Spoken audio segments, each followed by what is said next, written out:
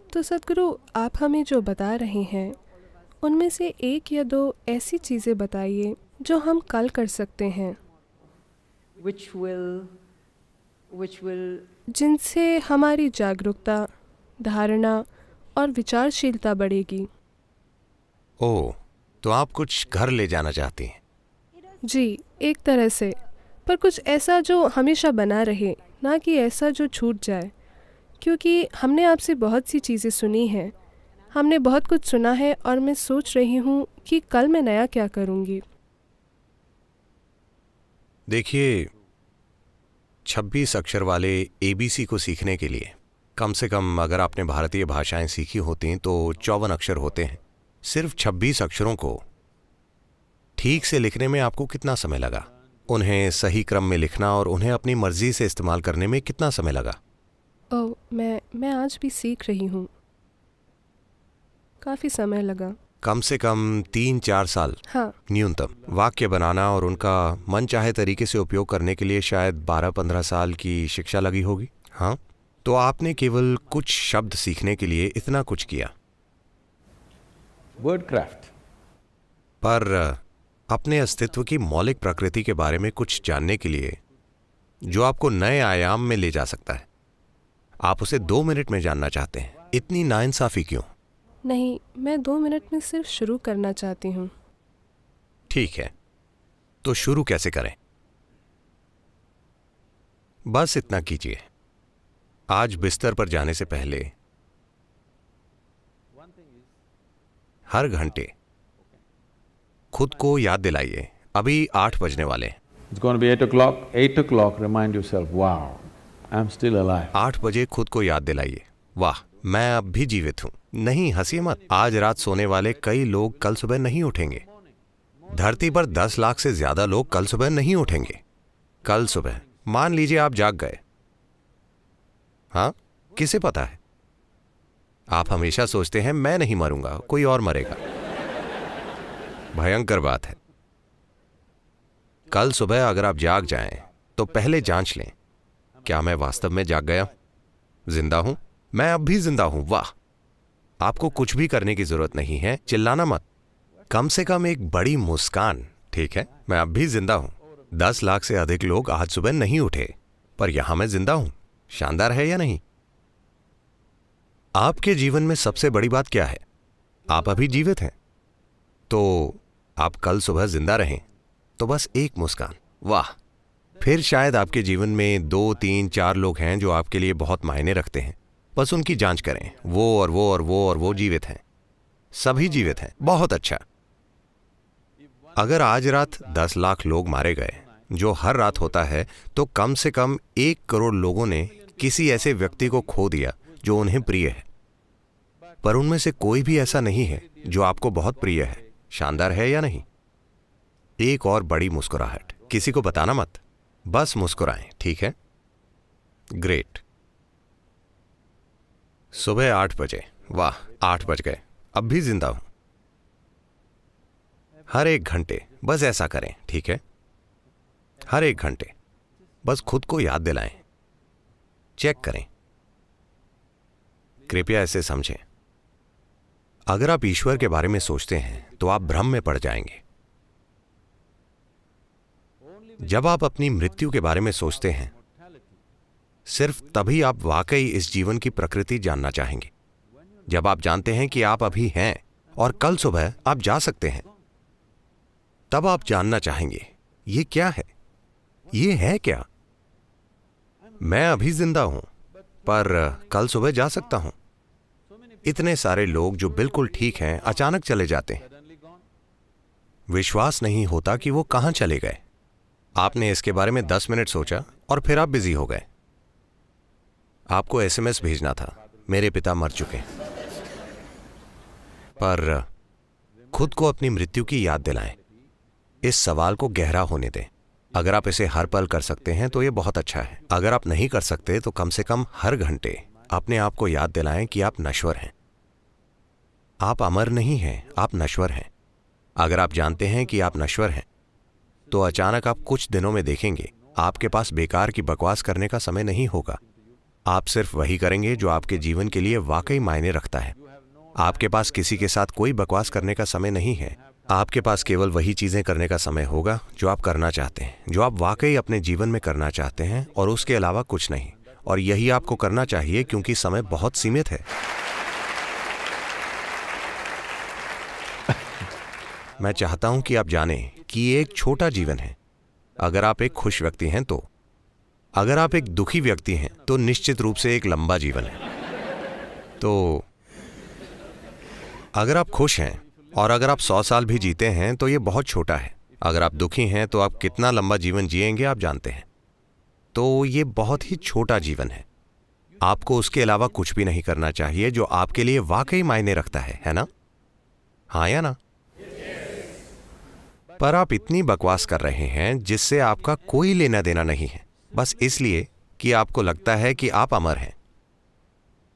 वरना लोग कह रहे हैं नहीं नहीं, मैं 80 तक जीवित रहूंगा, शायद 100 तक, तो मैं 70 की उम्र में ये करूंगा। जब मैं 75 साल का हो जाऊंगा, जब मेरा सारा काम हो जाएगा, तो मैं अपने पड़ोसी को देखकर मुस्कुराऊंगा। जब संपत्ति के मुद्दे सुलझ जाएंगे, उसके बाद मैं उसे देखकर मुस्कुराऊंगा। ऐसी कोई गारंटी नहीं है। क्या यहां पर कोई 2 दिन के लिए गारंटी कार्ड लेकर आया है?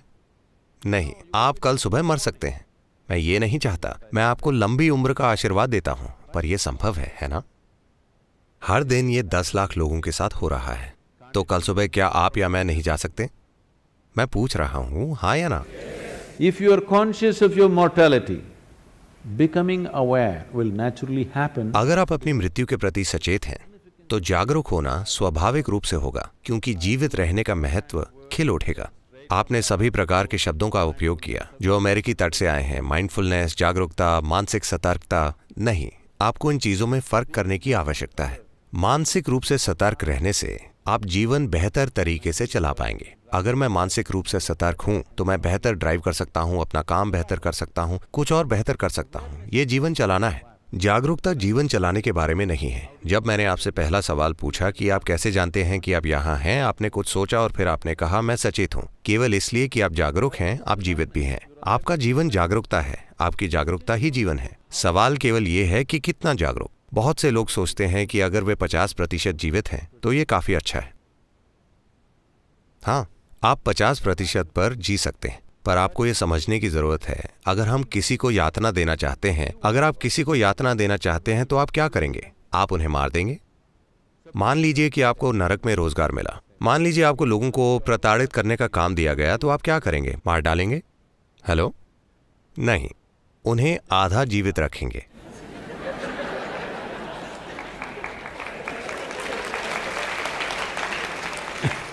अगर आप उन्हें आधा जीवित रखते हैं तो उसे यातना कहा जाता है, इसीलिए अभी इसे आत्मयातना कहा जाएगा। शायद आप कहीं और रोजगार पाने की तैयारी कर रहे हो, क्योंकि 2 या 3 साल की उम्र से ही लोग, आपके माता पिता आपसे पूछते हैं, बड़े होकर क्या बनोगे बेटा? मैं एक इंसान के रूप में पैदा हुआ हूं, मुझे एक इंसान बनने का प्रयास करना चाहिए। देखिए, इस धरती पर हर जीवन, चाहे वो एक पक्षी हो, एक कीड़ा हो, कीट, पक्षी, जानवर, पेड़, जो भी हो, वे सभी एक पूर्ण जीवन बनने के लिए प्रयास कर रहे हैं। एक कीड़ा एक पूर्ण विकसित कीड़ा बनने की कोशिश कर रहा है, एक पेड़ एक पूरा पेड़ बनने की कोशिश कर रहा है। एक इंसान को भी एक पूर्ण मानव बनना होगा। नहीं नहीं, आप क्या बनेंगे का मतलब है आपको कैसी नौकरी मिलेगी 3 साल की उम्र से।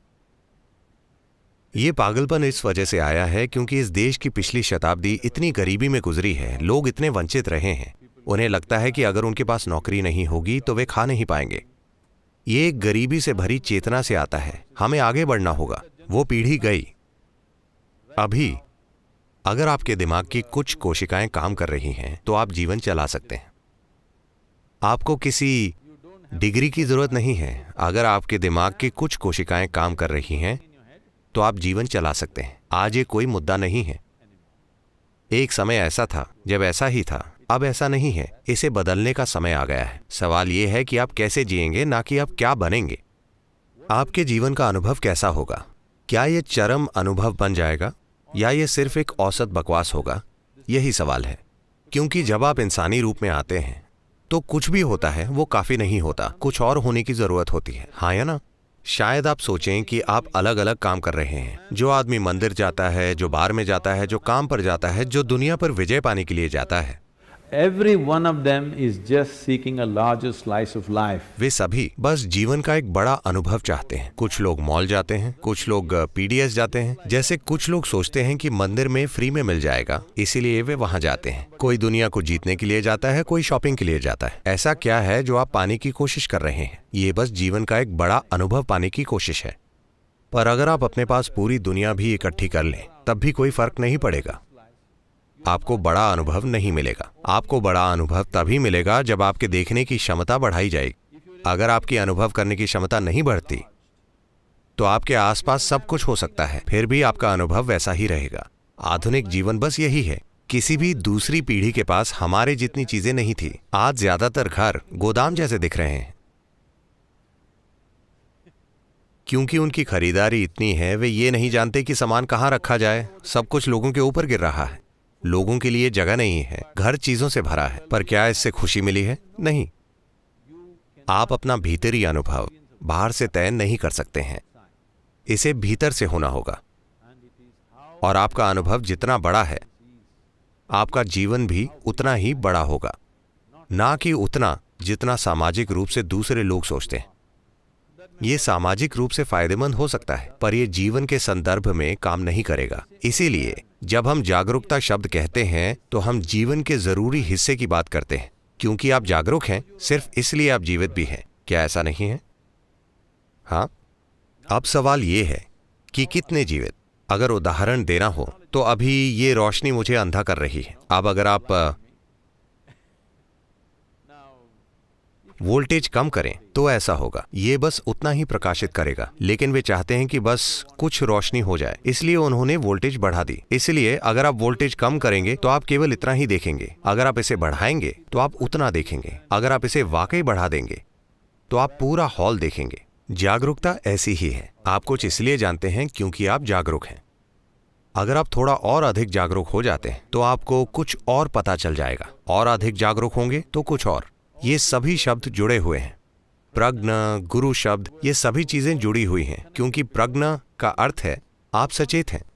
क्योंकि आप सचेत हैं, इसीलिए आपकी चेतना की तीव्रता के आधार पर आप अपने आसपास की हर चीज को एक हद तक जान पाते हैं। अब गुरु शब्द का अर्थ है, गु का अर्थ है अंधेरा। ये एक 4 अक्षर वाला शब्द है। रू का अर्थ है मिटाने वाला। तो एक गुरु आपको कुछ सिखाने वाला नहीं है, वो आपको फिलॉसफी देने वाला नहीं है, आपको विचारधारा देने वाला नहीं है। बस इतना है कि वो थोड़ा और प्रकाश देगा। थोड़े और प्रकाश का मतलब है इस हॉल में अंधेरा है और आप केवल पहली 2 पंक्तियां देख पा रहे हैं और आप उन्हें नहीं देख पा रहे। अगर मैंने एक टॉर्च से रोशनी की तो आपने देखा, ओ इतने लोग हैं, ये एक पूरी दुनिया है। पर मैंने टॉर्च बंद कर दी तो वहां कुछ है। अब मुझे देखना है।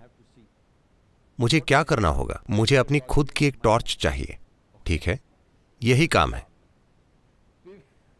मैं जिस घर में रह रहा हूं, वहां के बच्चे घोषणा कर रहे हैं वे गुरु की तरह नहीं हैं। वे गुरु की तरह बात नहीं करते, दिखते नहीं हैं, गुरु की तरह चलते भी नहीं हैं। वे गुरु नहीं। मुझे बहुत खुशी है, मुझे सर्टिफिकेट मिल रहा है। Yes. अब हर चीज जैसी है उसे वैसे ही देखने की बात करें। तो क्योंकि अगर मुझे यहां से गुजरना हो तो बहुत सारे लोग हैं विश्वास से भरपूर। आप भगवान में विश्वास करते हैं, ठीक है। मुझे पता है कि कॉर्पोरेट जगत में लोगों ने इसे मैं खुद पर विश्वास करता हूं बना लिया है।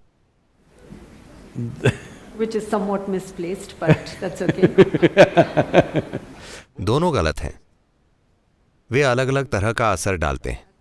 देखिए, विश्वास का मतलब क्या है? मूल रूप से विश्वास का अर्थ है कि आप जो नहीं जानते उसे लेकर मैं नहीं जानता कहने के लिए तैयार नहीं हैं। जो आप नहीं जानते आप विश्वास कर लेते हैं। अगर आप विश्वास कर लेते हैं तो इससे क्या होगा? इससे आप में आत्मविश्वास आ जाएगा। स्पष्टता के बिना आत्मविश्वास एक खतरा है।